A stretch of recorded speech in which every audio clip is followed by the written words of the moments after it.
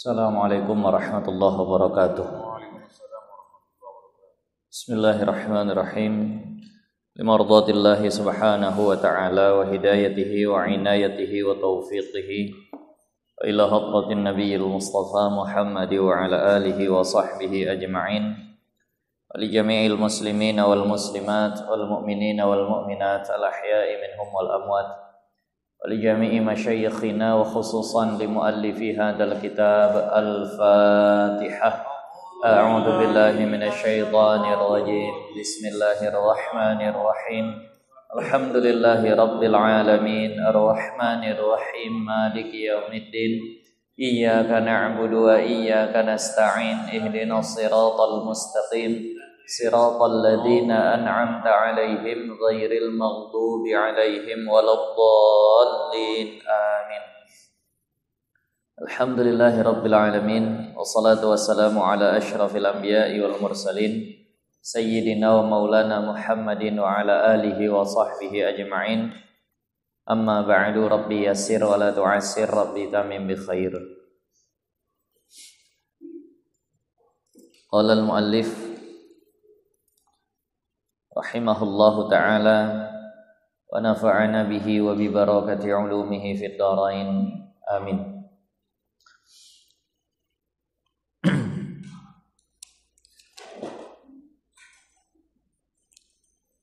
Hadirin wal hadirat rahimakumullah. Insyaallah malam hari ini kembali akan kita lanjutkan bacaan kita, pelajaran kita dengan kitab Fathul Mu'in. Masih lanjutan tentang syarat-syarat sahnya wudu. Syarat sah wudu yang lalu dengan air yang suci mensucikan. Syarat sah wudu yang lalu yaitu dengan mengalirkan air di anggota tubuh. Kemudian jangan sampai ada sesuatu yang bisa merubah sifat air yang melekat di tubuh. Kemudian jangan sampai ada penghalang yang menghalangi air sampai ke anggota tubuh. Itu 4 yang lalu yang kita bahas. Lalu syarat sah wudu berikutnya, syarat sah wudu berikutnya itu adalah dukhulul waqti lidaimil hadas. Dukhulul waqti lidaimi hadasin. Wudu itu harus sudah masuk waktu bagi orang yang terus-menerus berhadas. Bagi orang yang sehat, keadaan normal seperti kebanyakan kita, maka wudu itu enggak mesti dengan syarat yang kelima ini. 4 syarat sebelumnya wajib. 4 syarat sebelumnya wajib. Nah, jadi ini kita masih bahas syarat. Kita belum bahas rukun. Ibadah itu biasanya memang seperti itu yang dipelajari di dalam kitab-kitab fikih. Yang pertama dipelajari syarat. Setelah syarat nanti rukun. Setelah rukun sunnah-sunnahnya. Setelah itu baru perkara-perkara yang membatalkannya. Begitulah biasa urutan ibadah dipelajari di dalam kitab-kitab fikih. Nah, jadi ada syarat, ada rukun. Walaupun syarat dan rukun ini mirip, ada kesamaan, namun ada perbedaan antara syarat dengan rukun. Persamaan syarat dan rukun di mana persamaannya itu sama-sama harus ada dalam ibadah. Kalau kurang syarat ibadah tak sah, kalau kurang rukun ibadah juga tak sah. Nah, lalu letak perbedaannya di mana? Ulama banyak mendefinisikan syarat dan rukun, namun saya lebih suka menjelaskan dengan apa yang disampaikan oleh Imam Syarqawi di dalam kitab Hasyiah Asy-Syarqawi. Itu dikatakan bahwasannya syarat itu adalah ma wajaba wastamarra. Sesuatu yang wajib ada dari awal sampai akhir. Sementara kalau rukun itu adalah sesuatu yang wajib ada tapi tidak dari awal sampai akhir. Bedakan dua nih ya. Syarat itu adalah sesuatu yang harus ada dari awal sampai akhir ibadah. Sementara rukun adalah sesuatu yang harus ada di dalam ibadah, namun tidak dari awal sampai akhir. Perhatikan tentang yang kita bahas masalah wudu ini. Syarat sah wudu yang pertama adalah dengan air mutlak, kan gitu. Dengan air suci menyucikan. Ketika basuh wajah harus ada nggak air mutlak? Harus ada. Ketika basuh tangan harus ada tidak air mutlak? Harus. Dari kegiatan awal sampai air mutlak itu terus dipakai. Makanya dia namanya syarat. Kemudian yang berikutnya lagi dikatakan bahwasannya adalah contohnya tidak ada sesuatu yang merubah air yang ada pada anggota wudu. Jadi ketika basuh wajah syarat ini harus ada, jangan ada yang merubah air. Ketika basuh tangan juga syarat ini harus ada, jangan ada yang merubah air. Ketika usap kepala, ketika basuh kaki, begitulah seterusnya. Nah, jadi itu pengertian syarat. Sama kayak sholat. Sholat itu syarat itu yang harus ada dari awal sampai akhir. Di antara syarat sah sholat itu adalah tutup aurat. Itu dari awal sholat sampai akhir sholat ya harus tutup aurat. Ketika berdiri tutup aurat, ketika sujud tutup aurat, ketika duduk tutup aurat. Itu syarat. Tapi kalau rukun, dia itu harus ada di dalam satu ibadah, namun tidak dari awal sampai akhir. Contoh nanti rukun wudu. Rukun wudu apa yang pertama misalnya? Yang pertama itu misalnya kita katakanlah salah satunya diantaranya adalah membasuh wajah. Basuh wajah ya adanya ketika basuh wajah saja. Ketika basuh kaki ya nggak ada basuh wajah. Nah itulah rukun. Rukun sholat apa misalnya? Rukun sholat baca Fatihah. Harus ada dalam sholat tapi tidak dari awal sampai akhir sholat. Ketika sujud baca Fatihah tak ada. Ruku itu rukun. Harus ada dalam sholat tapi bukan syarat. Kenapa? Karena tidak dari awal sampai akhir.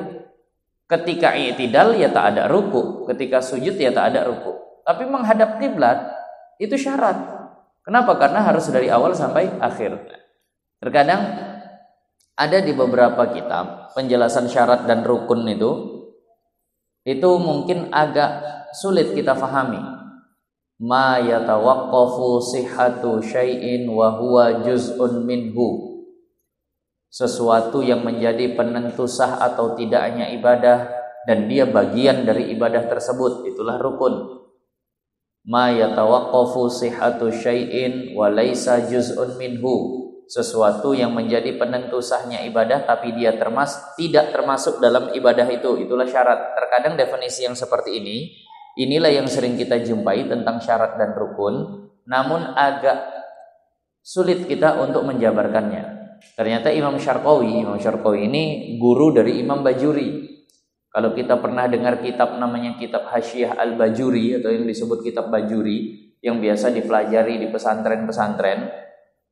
Nah, Imam Bajuri itu punya guru namanya Imam Syarqawi. Banyak kitab beliau diantaranya adalah Hasyiah Asy-Syarqawi. Di situ dituliskan seperti tadi.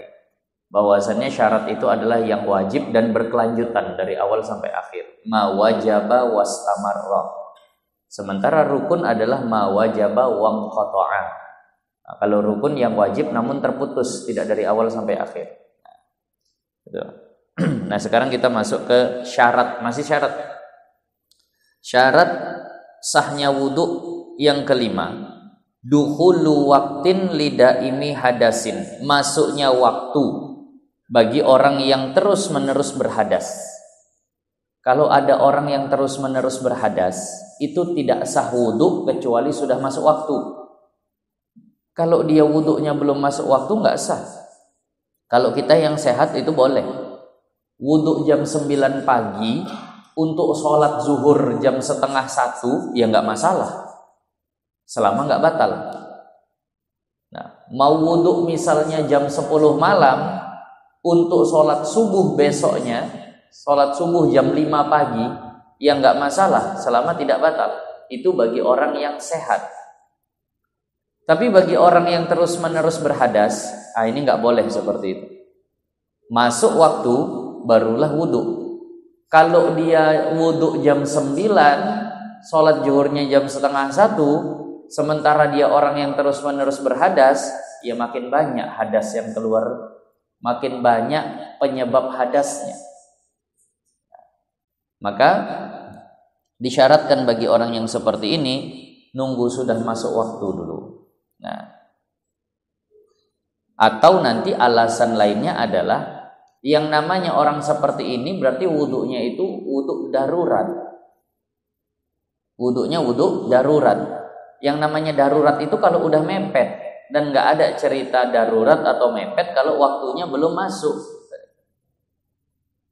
Nah, contoh orang yang terus-menerus berhadas itu apa?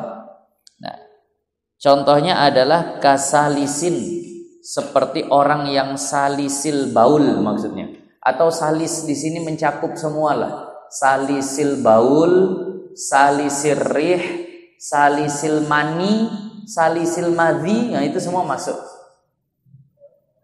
Tapi kalau salisil mani nanti kaitannya ke mandi. Jadi salis boleh dibaca dua, boleh dibaca salis, boleh dibaca salas. Kalau di terjemahan apa ditulis? Salis, salas. Salis boleh dibaca salisil baul, boleh dibaca salasil baul. Nah, salis itu artinya terus menerus tak putus. Kalau salisil baul berarti terus menerus kencing tidak putus-putus.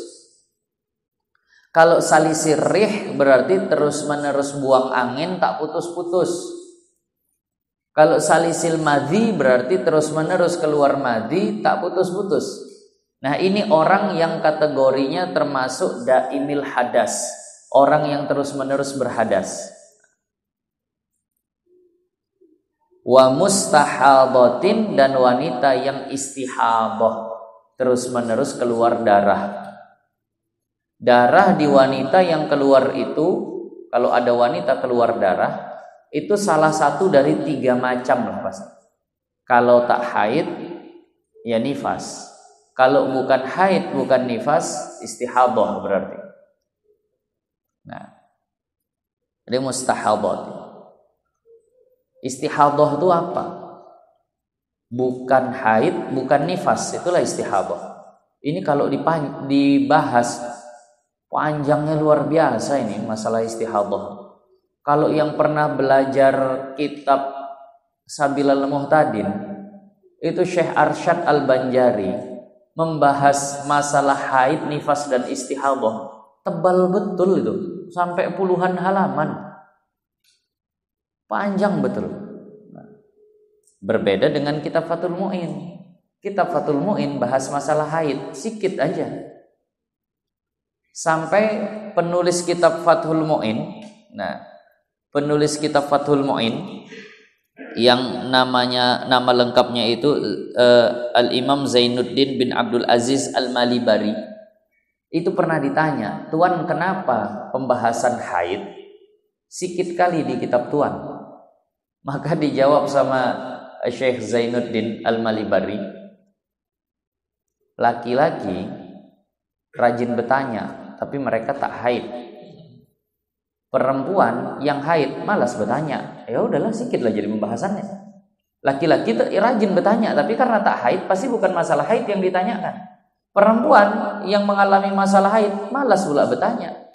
Akhirnya sikit dibahas, karena biasanya ulama ini muncul tebal permasalahan itu dengan pertanyaan-pertanyaan dari umat. Dibahas, diijtihadkan, dipikirkan, akhirnya muncul. Makanya Imam Jalaluddin As-Suyuti itu katakan miftahul ilmi as-su'al. Kuncinya ilmu itu bertanya.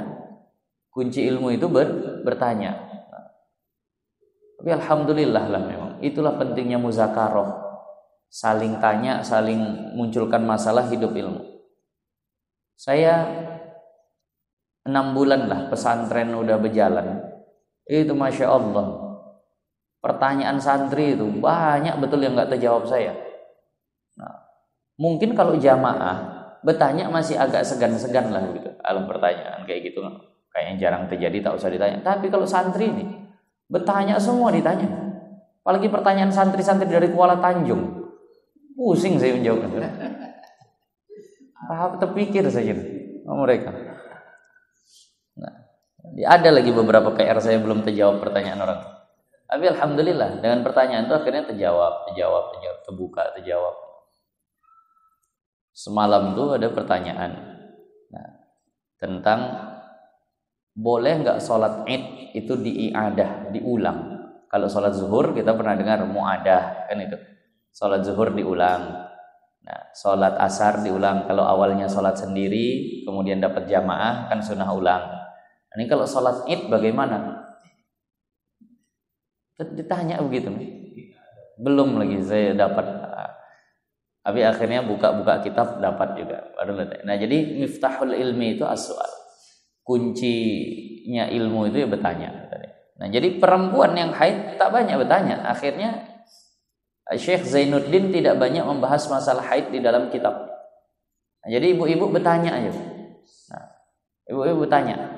Ya, artinya terserah lah, nggak mesti masalah itu atau masalah yang lain. Tapi begini, wajar juga perempuan itu masalah haid ini nggak bertanya. Kenapa? Karena memang masalah yang agak sensitif. Malu betul perempuan tuh kalau bertanya tentang masalah seperti itu. Nah, tapi sekarang alhamdulillah lah, semenjak ada Ustadz Abdul Somad udah model pertanyaan pakai kertas. Nah, jadi nggak pala malu perempuan bertanya, tulis, sampaikan. Nah, kalau dulu bingung, sampai kisah yang pernah kita ceritakan, mungkin dah sering lah di beberapa tempat saya ceritakan, bagaimana seorang perempuan yang memang pingin tahu betul tentang ilmu, mau bertanya masalah istihadah, mau bertanya tentang masalah haid ini. Saat itu di majelisnya Al-Imam Abu Hanifah. Imam Abu Hanifah pengasas mazhab Hanafi. Saat itu Imam Abu Hanifah sedang mengajar, tiba-tiba datang perempuan membawa apel. Dalam satu riwayat dikatakan apelnya 2, satu warna merah, satu warna kuning. Diletak, maju dia ke depan Imam Abu Hanifah, diletaknya apel merah, apel kuning. Dalam satu riwayat dikatakan apelnya itu memang punya 2 warna, merah sama kuning, diletakkan begitu. Habis meletakkan apel tuh balik dia duduk. Imam Abu Hanifah melihat apel tuh merenung sejenak, kemudian minta ambilkan pisau sama muridnya, tolong ambilkan pisau.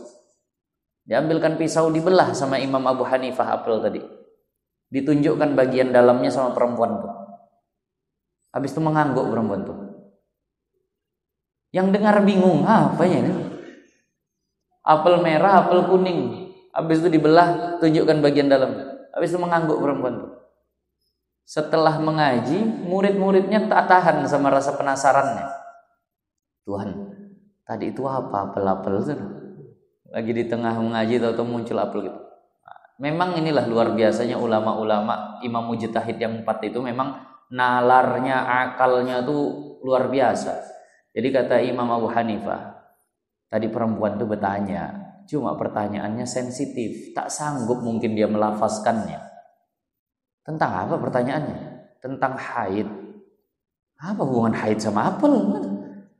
Nah, jadi lihat warna apel tadi merah sama kuning.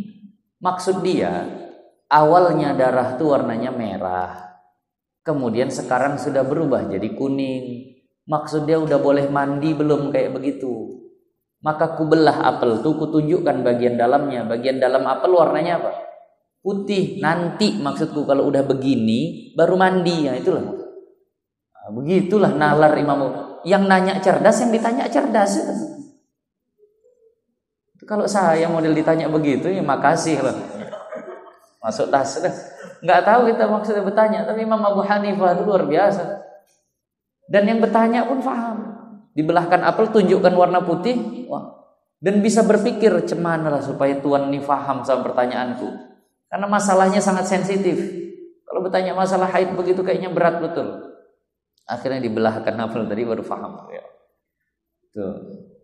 Jadi dikatakan oleh Rasulullah, memang terkadang perempuan ini rasa malunya itu menghalangi beberapa hal.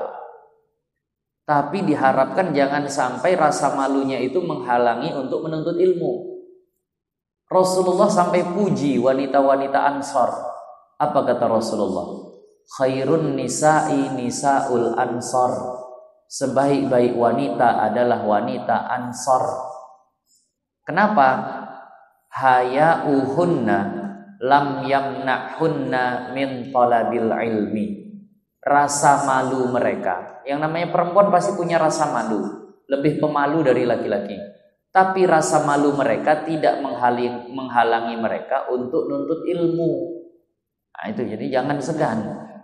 Perempuan akhirnya nggak mau mengaji lah, segan. Banyak kali orang-orang yang tak dikenal segala macam ya. Kalau bisa ibu-ibu sini, kakak-kakak di sini jadi seperti wanita Ansor, ngaji terus, pantang mundur, di mana datang pokoknya. Nah, asal ada kawan, asal ada apa, berangkat berdua pun jadi, yang penting mengaji. Itu tadi. Nah, itu tentang masalah istihadhah panjang nanti. Nah, jadi orang-orang yang punya keadaan terus-menerus berhadas seperti ini, itu wudhunya nggak boleh sebelum masuk waktu, harus sudah masuk waktu. Nah, harus sudah masuk waktu. Wa yushtaratu lahu aidan zannu dukhulihi, dan disyaratkan juga baginya menduga sudah masuk waktu. Artinya begini, harus yakin sudah masuk waktu. Kalau nggak bisa yakin, minimal dugaan kuat sudah masuk waktu. Misal orang yang melihat matahari itu kan bisa yakin masuk waktunya. Subuh tengok, oh fajar udah terbit, berarti udah masuk waktu subuh. Ya udah, dia berwudu. Tapi ketika misalnya mendung, nggak nampak cahaya matahari, bagaimana menentukan waktunya? Kan dengan zon, dengan kuat dugaan. Ini biasanya kalau jam segini udah masuk waktu. Kita nengok jam itu bimanzilati zon itu. Jam itu bukan posisi yakin. Jam itu posisi zon, kuat dugaan. Tetap posisi yakin itu ya matahari. 5 waktu sholat itu semuanya yang menentukan matahari. Bulan nggak ada di situ. Bulan untuk tanggal, bulan untuk bulan di kalender, untuk tanggal di kalender. Sementara untuk waktu sholat itu memang yang menentukan 5-5-nya itu matahari. Subuh dengan terbit cahaya matahari, bukan mataharinya ya, terbit cahayanya, itulah namanya fajar. Matahari habis waktunya kapan? Terbit lingkaran mataharinya, habis waktu subuh. Zuhur dengan gelincir matahari, matahari tepat di tengah, bergerak sedikit saja, sesenti 2 senti menuju ke barat, masuklah zuhur. Habisnya kapan? Panjang bayangan sama dengan panjang benda lebih sedikit.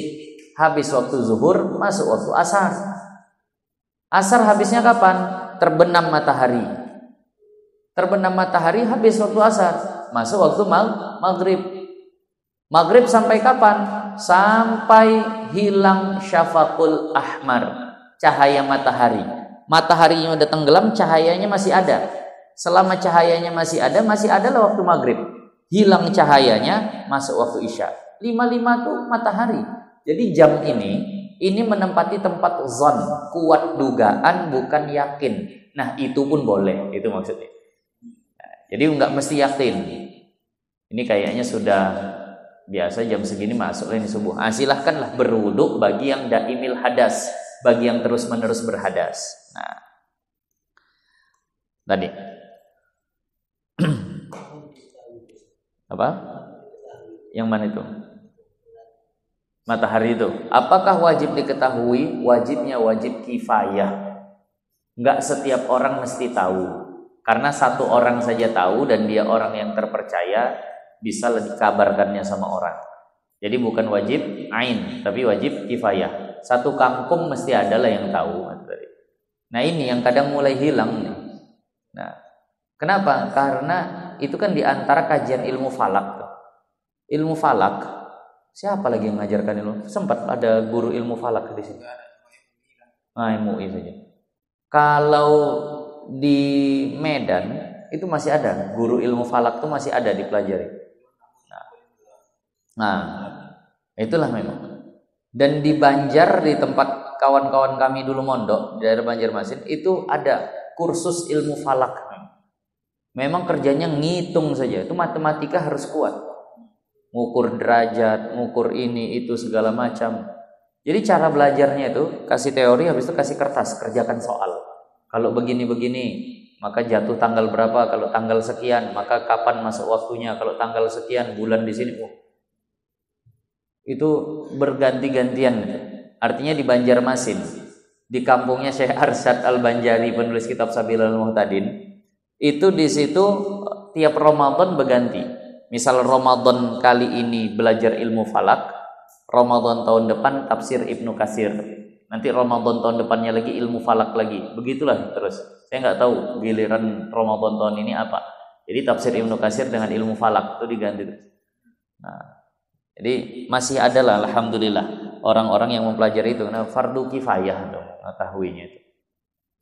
Apalagi nanti ketika Dajjal turun. Dajjal turun itu dalam satu hadis dikatakan satu hari pertama Dajjal turun itu satu hari satu malamnya itu lamanya setahun itu.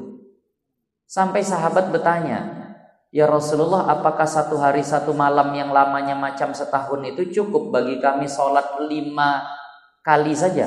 Tidak, kata Rasulullah. Ya ditakdirkanlah sholatnya tetap seperti setahun. Jadi kurang lebih siangnya 6 bulan, malamnya lamanya 6 bulan. Itu kita bayangkan, jam udah berputar-putar. Kalau nggak ingat itu, ini jam 9 ini 9 siang apa 9 malam nih kan? Gitulah. Kalau seandainya tak menggunakan zon atau bagaimana, di situ saat itu udah nggak bisa pakai ilmu falak saat itu. Pakai zon lah memang mungkin. Kenapa? Karena siangnya 6 bulan, malamnya 6 bulan. Itu kita kena corona begini saja udah berubah model hidup, apalagi nanti di zaman Dajjal turun hari pertama yang lamanya itu orang nunggu malam tak malam-malam. Nunggu malam tak malam-malam.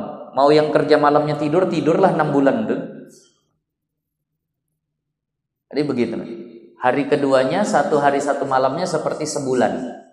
Hari ketiganya satu hari satu malamnya seperti seminggu. Hari keempatnya baru kata Rasulullah kayaumikum hadihi, seperti hari kalian sekarang. Jadi itu ketika Dajjal turun fitnahnya seperti itu. Nah, juga ketika matahari akan terbit dari barat. Itu ketika matahari mau terbit dari barat sempat tidak terbit selama 3 hari. Itu juga sholat ditakdirkan waktunya. Bukan berarti dihitung 1 malam, tidak ya, dihitung 3 hari. Nah, jadi yang seperti itu dengan zon tentunya. Nah, dengan kuat dugaan. Nah, jadi tadi, maka kalau seandainya dengan zon pun dia rasa sudah masuk waktu, maka boleh dia berwudu bagi orang yang terus-menerus berhadas tadi. Fala yatawaddau kal mutayammimi. Nah, maka tidak boleh dia berwudu, artinya orang yang terus-menerus berhadas. Ingat ya, ini kajiannya tentang orang yang terus-menerus berhadas. Bukan orang yang sehat. Kalau orang yang sehat belum masuk waktu pun silahkan aja wudu.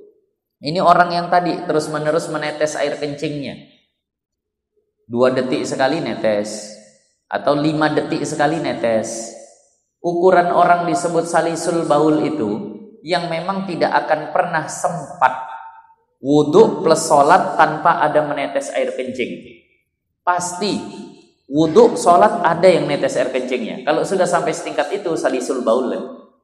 Tapi kalau misalnya setengah jam sekali lah baru netes, setengah jam itu cukup nggak untuk sholat sama wudhu? Cukup, maka bukan salisul baul itu. Atau misal 15 menit sekali menetesnya, 15 menit cukup nggak untuk berwudhu kemudian sholat? Cukup, maka itu belum salisul baul. Tapi kalau 5 detik sekali menetesnya, ini kan tak akan cukup untuk wudhu dengan sholatnya, maka ini disebut dengan salisul baul atau daimul hadas tadi. Jadi tidak boleh orang yang seperti itu berwudu. Kal mutayammim, seperti orang yang tayamum. Sama, nanti kalau kita nggak ada air, kita tayamum. Itu bolehnya tayamum kalau sudah masuk waktu. Jadi dari sisi ini sama. Orang yang terus-menerus berhadas dengan orang yang bertayamum itu sama-sama harus masuk waktu baru boleh wudu, baru boleh tayamum. Hanya saja nanti ada satu kasus di mana tayamum itu bisa sebelum masuk waktu. Itu ada contoh satu kasus. Misal begini, ada orang mau tayamum hendak sholat duha. Ini mau sholat duha nih, jam 9. Ini mau sholat duha. Tayamum deh. Habis tayamum itu, kemudian belum lagi dipakainya sampai masuk waktu zuhur. Nggak jadi ternyata sholat duhanya. Sebentar, gambarannya agak samar. Nggak sesimpel itu sepertinya. Ada satu contoh kasus tayamum yang boleh belum masuk waktu. Dia tayamum di situ, kemudian sampai masuk, ya seperti itu, sampai masuk waktu zuhur belum lagi terpakai tayamumnya tadi, maka saat itu dia boleh tayamum, pakai tayamum tadi untuk sholat duha. Nah, walaupun nanti syarat penjabarannya cukup panjang, namun simpelnya seperti itu. Tapi keadaan umumnya orang tayamum harus sudah masuk waktu. Nah, ukuran masuk waktunya bagaimana? Maka di sini dikatakan li fardin au naflin muaqqatin, bagi sholat fardu atau sholat sunnah yang berwaktu, qabla waqti fi'lihi, sebelum waktu itu masuk, waktu pengerjaan masuk, maka nggak boleh wudu, nggak boleh tayamum. Nah, contoh wali sholati janazatin qoblal gusli. Contoh pada sholat jenazah, tidak boleh orang tadi wudu, orang yang terus menerus berhadas tadi ini, nggak boleh dia wudu sebelum jenazahnya dimandikan. Mau sholat jenazah, sebelum jenazah yang mau disolatkan itu dimandikan, dia nggak boleh wudu. Kenapa? Masuk waktunya sholat jenazah itu setelah dimandikan jenazahnya. Misal ada orang melayat, kalau bahasa kami dari layat. Nah, kenapa? Karena ada tetangganya meninggal, dia layat. Dia orang yang misalnya terus menerus berhadas gitu. Kemudian dia wudu di rumahnya, ini mana tahu mau langsung sholatkan lah ini. Dia wudu, ternyata sampai sana jenazah belum lagi dimandikan, ya nggak bisa. Maka wudunya tadi itu nggak sah. Setelah dia tahu jenazah sudah dimandikan, maka boleh dia berwudu. Nah, jadi itu waktu masuknya sholat jenazah itu setelah jenazahnya dimandikan, walaupun belum dikafani. Nanti di sebagian kitab akan dibahas apa hukum mensolatkan jenazah yang belum dikafani. Sah tapi makruh. Jenazah belum dikafani disolatkan, asal udah dimandikan sah solatnya, tapi makruh. Nah, begitu juga untuk solat gaib ya. Untuk solat gaib juga sama. Baru boleh dilaksanakan solat gaib itu kalau jenazahnya sudah dimandikan. Ini kadang ada sebagian majelis, sebagian perwiritan, sebagian sekolah-sekolah, kalau ada orang kena musibah, akhirnya kita sholat gaib untuk orang-orang yang ditimpa musibah. Misal kayak semalam ada pesawat Sriwijaya Air jatuh ke laut, misal begitu. Ya udah, kita sholat gaib untuk jenazah-jenazah muslim atau muslimah yang jadi korban jatuhnya pesawat Sriwijaya. Pertanyaannya itu jenazah udah dimandikan belum? Nah, di sholat gaib kan. Ada yang bilang begini, udah mandi loh seorang jatuhnya ke laut, apalagi belum mandi. Jatuhnya ke laut, udah mandi itu. Nah, jadi dia memang harus dimandikan, bukan termandikan dengan sendirinya. Harus ada fi'il orang di situ. Nah, harus ada fi'il manusia di situ. Nah, tadi harus ada fi'il manusia memandikannya. Jadi kalau ada mayit tenggelam, meninggal karena tenggelam, ya wajib dimandikan juga. Jangan pikiran ngapain lagi dimandikan, orang udah mandinya dia berapa hari dia udah tenggelam situ. Tidak, tetap harus dimandikan. Kenapa? Karena harus ada fi'il, harus ada perbuatan manusia di situ. Nah, itu. Ya. Iya. Jadi harus tahu juga itu tadi, atau zon tadi lah. Ya kalau misalnya meninggalnya sekarang, masa besoknya belum dimandikan gitu. Tapi kalau masih agak ragu, ya paling baru 3 jam 4 jam kan kemungkinan besar belum dimandikan.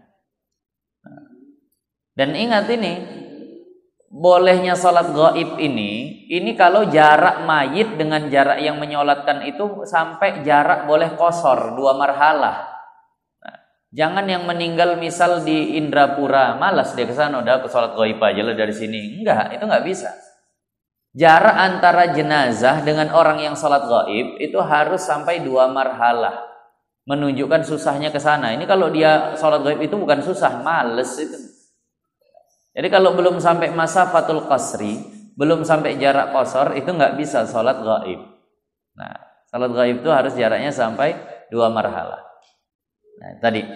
Jadi ditelepon lah, udah dimandikan, dah sholat. Atau kuat dugaan lah, masa belum. Karena nggak mesti segera, gitu. Sehari terlewat pun boleh. Nah, sehari terlewat pun boleh. Nah, Rasulullah pernah menyolatkan jenazah itu nggak segera. Udah dikubur jenazah itu barulah disolatkan sama Rasulullah itu ya pernah. Nah, jadi mandi jenazah, mandinya jenazah itulah yang menjadi masuk waktu sholat jenazah. Nah, dan ingat memandikan jenazah itu harus memang dengan fi'il manusia, perbuatan manusia. Walaupun manusia itu sendiri, di sebagian kitab dikatakan seperti itu. Misalnya ada jenazah meninggal, mandi sendiri jenazahnya. Ada aja Ustaz nih. Tertulis di kitab, bukan kita mengada-ngada. Di dalam kitab Hasyiah Al-Bajuri itu tertulis seperti itu pembahasan. Kalau ada mayit memandikan dirinya sendiri, apakah itu memadai? Memadai. Kenapa? Dia manusia. Nah, siapa yang pernah begitu? Al-Imam Al-Badawi. Nah, Al-Imam Al-Badawi itu ketika sudah meninggal sebagai karomah, tak mau bahasanya mungkin aurat besarnya terlihat oleh orang lain segala macam, mayitnya bergerak sendiri ke kamar mandi, mandi sendiri. Itu kalau ukuran sekarang nggak ada yang mau ngurusi jenazahnya, lari loh orang kan, nah, biar mandi sendiri gitu. Jadi kalau seandainya seperti itu memadai. Kenapa? Karena dia manusia. Tapi kalau dimandikan malaikat bagaimana? Tidak memadai. Dimandikan malaikat tidak memadai, karena malaikat tidak mukallaf. Ada yang dimandikan malaikat, ada, yaitu Sayyiduna Hanzalah. Ada sahabat Rasulullah namanya Hanzalah, Sayyiduna Hanzalah.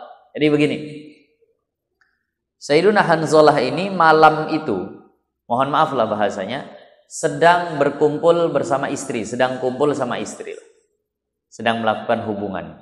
Ternyata malam itu orang semuanya berteriak, jihad, jihad, jihad. Ternyata ada serangan dari orang kafir.